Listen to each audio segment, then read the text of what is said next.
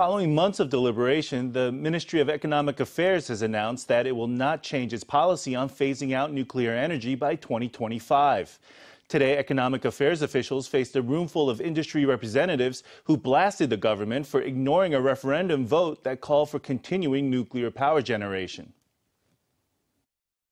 Just before Spring Festival, the MOEA triggered anxiety in industrial circles when it decided not to extend the use of nuclear power. Today, the Economic Affairs Minister moved to pacify industry concerns, inviting 7 lobby groups over to a meeting over coffee. We adopted the premise of 0% nuclear power in the energy mix. We will present the inventory process and conclusion of our energy plan.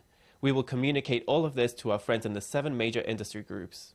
Minister Shen reiterated his stance that nuclear power was unfeasible. He said he guaranteed there would be no power shortages before 2025. But industry leaders were unmoved and said the ministry was overriding the pro-nuclear outcome of last November's referendum. They said that raising the proportion of green energy on the grid would send electricity prices soaring. The petition itself was signed by nearly 6 million people.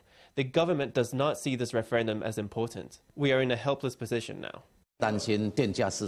The concern is whether power prices will go up if we do not use nuclear power. We advocate deferring the retirement of number 2 and number 3. Even number 4 can be reconsidered. We should think about whether to restart it. Higher power prices lead to higher operating costs, they said. During the meeting, industry groups urged the central government to offer supporting measures for enterprises and to stave off a power shortage.